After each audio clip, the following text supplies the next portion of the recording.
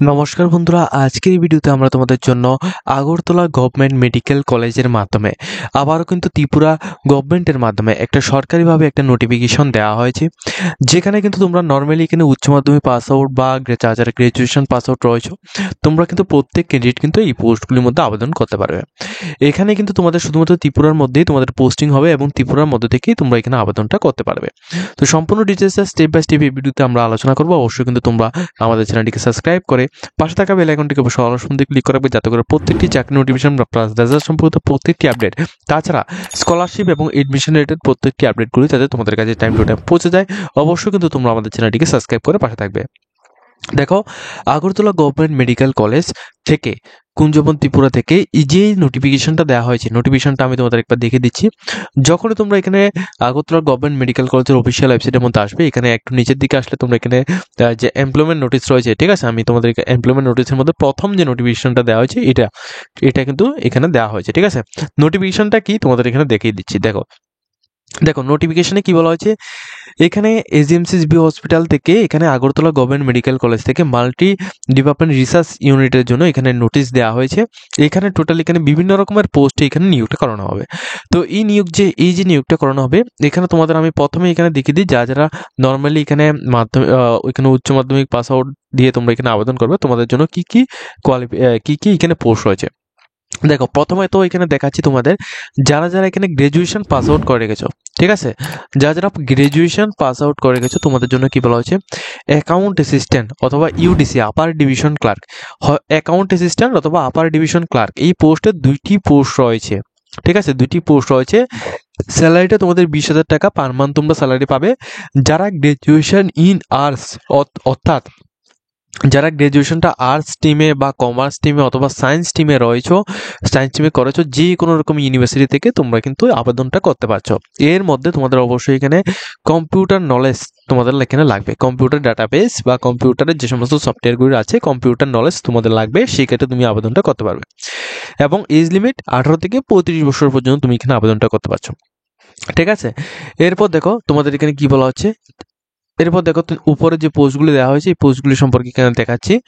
দেখো উপরে রয়েছে তোমাদের এখানে দেখো প্রজেক্ট টেকনিক্যাল অফিসার, এই পোস্টের মধ্যে তোমরা যারা গ্রাজুয়েশন, ঠিক আছে, প্রজেক্ট টেকনিক্যাল অফিসার, এই পোস্টের মধ্যে দুইটি পোস্ট রয়েছে। 32,000 টাকা তোমরা এখানে মান্থলি স্যালারি পাবে। যে সমস্ত ক্যান্ডিডেট গ্রাজুয়েশন করে রেখেছো ইন লাইফ সায়েন্স অথবা মেডিকেল ল্যাবরেটরির মধ্যে অথবা টেকনিক্যাল অথবা পাবলিক হেলথ অথবা সোশ্যাল ওয়ার্কার অথবা রুরাল হেলথ ম্যানেজমেন্টের মধ্যে যে কোনো রকম ইউনিভার্সিটি থেকে প্লাস 2 ইয়ার্সের ওয়ার্ক এক্সপিরিয়েন্স যদি থাকে রিলেটেবল পোস্টের মধ্যে, তাহলে তুমি এই পোস্টের মধ্যে আবেদন করতে পারছো। 18 থেকে 35 বছর বয়স অবশ্যই তোমাদের হতে হবে, ঠিক আছে। এটা হচ্ছে তোমাদের কোয়ালিফিকেশন। তো যদি তুমি এই কোয়ালিফিকেশনগুলির মধ্যে তুমি যদি এখানে হও, সেক্ষেত্রে তুমি এই পোস্টের মধ্যে অর্থাৎ এখানে প্রজেক্ট টেকনিক্যাল অফিসার এই পোস্টের মধ্যে আবেদনটা করতে পারছো।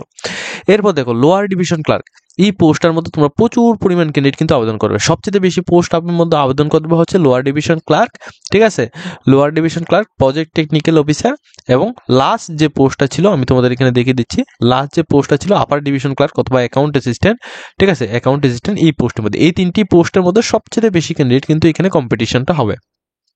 এখন কেন কম্পিটিশনটা হবে আমি তোমাদের বলে দিই। এই যে লোয়ার ডিভিশন ক্লার্ক এবং লাস্ট যে আপার ডিভিশন ক্লার্ক যেটা অ্যাকাউন্ট অ্যাসিস্ট্যান্ট ছিল, ওই পোস্টগুলোর মধ্যে কিন্তু কোনো রকম এক্সপিরিয়েন্স চাওয়া হয়নি, যার জন্য কিন্তু এখানে তোমাদের কম্পিটিশনটা বেশি হবে।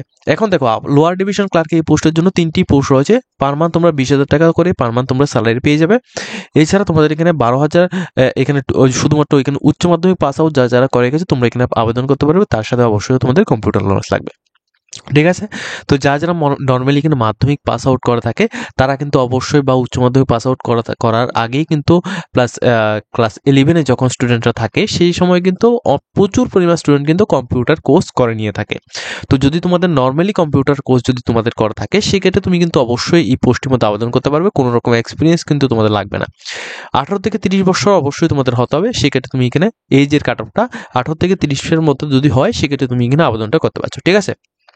তাহলে তোমরা ভালোভাবে বুঝো যে লোয়ার ডিভিশন ক্লার্ক এই পোস্টের মধ্যে 3টি পোস্ট রয়েছে। 20,000 টাকা স্যালারি থাকবে। যারা উচ্চ মাধ্যমিক পাস আউট করে গেছো প্লাস তোমাদের এখানে কম্পিউটার নলেজ রয়েছে, সেক্ষেত্রে তুমি আবেদন করতে পারবে।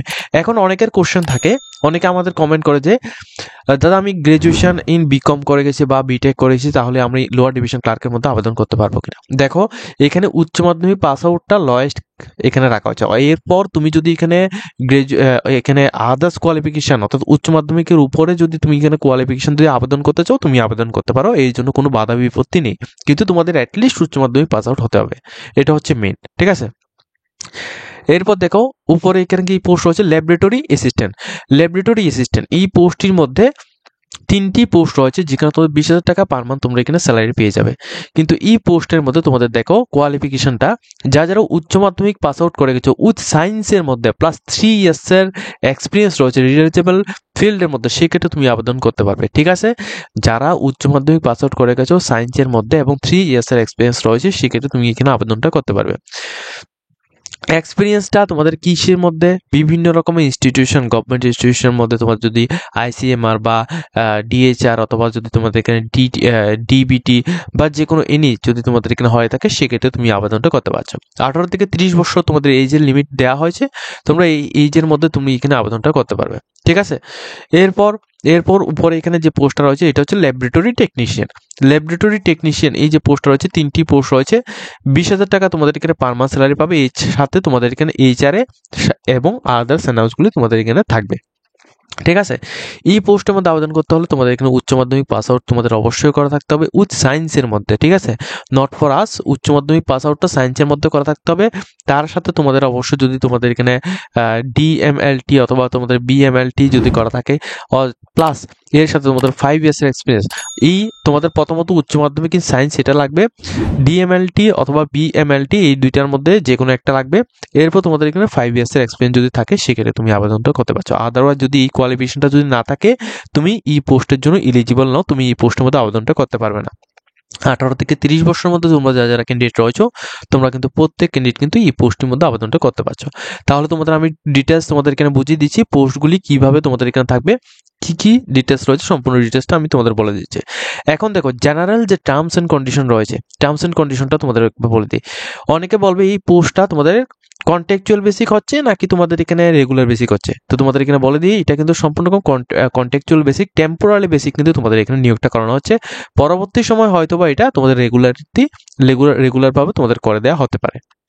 ঠিক আছে, এবং দেখো অ্যাপ্লিকেশন প্রসেসটা কিভাবে করবে, এটা কিন্তু অনেকের কোশ্চেন থাকবে। দেখো এইটা কিন্তু এই যে পোস্টগুলি আমি তোমাদের এখানে দেখিয়েছি, এটা কিন্তু তোমাদের এই যে রিক্রুটমেন্ট নোটিফিকেশনটা এটা কিন্তু তোমাদের সম্পূর্ণ রকম অফলাইন অ্যাপ্লিকেশন হবে। অফলাইন অ্যাপ্লিকেশন বলতে তোমাদের কিন্তু দেখো বলতে গেলে এটা অনলাইন অ্যাপ্লিকেশনই হয়, অর্থাৎ তুমি এখানে বাড়িতে বসে অ্যাপ্লিকেশনটা করতে পারবে। কিভাবে করবে, তোমাদের কোনো জায়গায় যেতে হবে না, তোমাদের যে নিজস্ব যে ইমেল আইডি রয়েছে ওই ইমেল আইডি দিয়ে তোমাদের কি কি লাগবে, তোমাদের আপডেটেড বায়োডাটা ফরম্যাট লাগবে, ওই বায়োডাটা ফরম্যাটের সাথে তোমাদের আধার কার্ড লাগবে। ঠিক আছে, আমি যেগুলি বলছি এগুলি অবশ্যই তোমরা নোট করে রাখবে। আধার কার্ড ফার্স্ট হচ্ছে আধার কার্ড, এরপর হচ্ছে তোমাদের এখানে এখানে মার্কশিট, মাধ্যমিক বা উচ্চ মাধ্যমিকের মার্কশিট। ঠিক আছে, উচ্চ মাধ্যমিকের মার্কশিট প্লাস এডমিটেডটা অবশ্যই লাগবে। এডমিটের মধ্যে কিন্তু তোমাদের ডেট অফ বার্থটা লেখা থাকে, অথবা তোমরা এখানে বার্থ সার্টিফিকেট তোমরা এখানে মেনশন করতে পারো। এরপর তোমাদের পিআরটিসি তোমাদের এখানে দিতে হবে। এরপর হচ্ছে তোমাদের এখানে কাস্ট সার্টিফিকেট। এই যে ডকুমেন্টসগুলো রয়েছে এই ডকুমেন্টসগুলি কিন্তু অবশ্যই তোমাদের জেরক্স ফরম্যাট তোমাদের এখানে দিতে হবে। এখন দেখো জেরক্স ফরম্যাট বলতে তোমাদের কিছুই করতে হবে না, তোমাদের কি কি করতে হবে আমি তোমাদের বলে দিচ্ছি। তোমাদের প্রথমত একটা বায়োডাটা ফরম্যাট ক্রিয়েট করবে, এই বায়োডাটা ফরম্যাটটার সাথে তোমাদের মাধ্যমিক পাসের মার্কশিট, উচ্চ মাধ্যমিক পাসের মার্কশিট এবং মাধ্যমিকের এডমিট। ঠিক আছে, এরপর তোমাদের আদার্স যে পিআরটিসি, কাস্ট সার্টিফিকেট, তাছাড়া তোমাদের এখানে আধার কার্ড। ঠিক আছে, এই যে ডিটেলসগুলো দিয়েছি, তারপর যদি তোমাদের এখানে কোয়ালিফিকেশন এক্সপিরিয়েন্স যদি থাকে সেক্ষেত্রে এক্সপিরিয়েন্স সার্টিফিকেট, এগুলি সবগুলি তুমি এখানে একটা পিডিএফ করবে, সবগুলিকে স্ক্যান করে একটা পিডিএফ তুমি এখানে করবে। একটা পিডিএফ করে তোমাদের এখানে দেখো 26 তারিখ এপ্রিল 2025 এই তারিখের মধ্যে এখানে একটা ইমেল অ্যাড্রেস দেওয়া হয়েছে। ইমেল অ্যাড্রেসটা কি interviewmru@gmail.com। এই ইমেলটা অবশ্যই তোমরা লক্ষ্য রাখবে। এই ইমেলের মধ্যে তোমাদের এই যে পিডিএফটা রয়েছে পিডিএফটা পাঠিয়ে দিতে হবে, আর কোনো কিছু করতে হবে না। শুধুমাত্র তোমাদের কি করতে হবে, তোমাদের নিজের মোবাইল থেকে নিজের যে রেজিস্টার ইমেল আইডি রয়েছে ওই ইমেল আইডি থেকে তোমাদের তোমাদের সম্পূর্ণ রকম শুধুমাত্র এই যে ইমেল অ্যাড্রেসটা রয়েছে ইমেল অ্যাড্রেসের মধ্যে তোমাদের সম্পূর্ণ ডিটেলস যে ডকুমেন্টসগুলি বলছি সবগুলি ডকুমেন্টস একসাথে অ্যাটাচ করে তোমাদের একটা পিডিএফ বানিয়ে তোমরা এই যে ইমেলটা রয়েছে ইমেলের মধ্যে তোমাদের পাঠিয়ে দিতে হবে। শেষ, এতটুকু হচ্ছে তোমাদের কাজ। এরপর তোমাদের সিলেকশন প্রসেসটা কীভাবে হবে? দেখো, সিলেকশনটা যখনই তোমাদের সিলেকশনটা করানো হবে তখন কিন্তু তোমাদের যে ইমেল দিয়ে তুমি এখানে রেজিস্টার করেছো, যে ইমেল দিয়ে তুমি এখানে তোমার ডকুমেন্টসটা পাঠিয়েছো, প্লাস তুমি এখানে বায়োডাটার মধ্যে যে ইমেলটা তুমি এখানে দিয়েছো ওই ইমেলের মধ্যে কিন্তু তোমাদের তুমি যদি এখানে ইলিজিবল ক্যান্ডিডেট হও সেই ক্ষেত্রে তোমাদের এখানে কল করে জানানো হবে। এরপর তুমি কিন্তু রিটেন এক্সাম কিন্তু তোমাদের দিতে হবে। ঠিক আছে, এই রিটেন এক্সামের মধ্যে কি কি কোশ্চেন থাকবে সম্পূর্ণ ডিটেলস এবং এখানে তোমাদের বলে দিচ্ছি কি কি কোশ্চেন থাকবে। তোমাদের জেনারেল নলেজ, ঠিক আছে, জেনারেল নলেজ, তারপর এখানে কারেন্ট অ্যাফেয়ার্স, তারপর এখানে তোমাদের ম্যাথমেটিক্স, ঠিক আছে, এরপর তোমাদের এখানে রিজনিং থাকবে, ঠিক আছে, তারপর Tripura GK, Tripura current affairs, এগুলি সবগুলি নিয়ে কিন্তু তোমাদের এখানে এক্সাম হবে। এর যদি কমপ্লিট নোটস যদি তোমাদের প্রয়োজন পড়ে সেক্ষেত্রে তোমরা আমাদের নিচে কন্ট্যাক্ট নাম্বার দেওয়া রয়েছে, নিচে কন্ট্যাক্ট নাম্বারের মধ্যে তোমরা যোগাযোগ করবে। আমরা কিন্তু তোমাদের পুরো নোটসটা কিন্তু তোমাদের এখানে দিয়ে দেবো। ঠিক আছে, একটা নর্মালি একটা প্রাইস নিয়ে তোমাদের পুরো নোটসটা কিন্তু তোমাদের দিয়ে দেবো। তো এটা হচ্ছে পুরো নোটিফিকেশান। তো এই নোটিফিকেশান অ্যাকর্ডিং তোমাদের এখানে কীভাবে সিলেকশনটা হবে সম্পূর্ণ ডিটেলসটা স্টেপ বাই স্টেপ বলেছি এবং তোমাদের এখানে বলে দিই যারা ST SC ক্যান্ডিডেট রয়েছে এবং OBC ক্যান্ডিডেট রয়েছে তোমাদের জন্য এজ রিলেশন ব্যবস্থা থাকবে, যেহেতু এটা একটা গভর্নমেন্ট জব নোটিফিকেশন। ঠিক আছে, তো সম্পূর্ণ ডিটেলস স্টেপ বাই স্টেপ এই ভিডিওতে আমি এখানে আলোচনা করছি। যদি তোমাদের ভিডিওটা দেখে কিছুটা হেল্পফুল হয়ে থাকে অবশ্যই আমাদের চ্যানেলটিকে সাবস্ক্রাইব করে রাখবে যাতে করে প্রত্যেকটি ইনফরমেশনগুলি তোমাদের কাছে টাইম টু টাইম পৌঁছে যায়।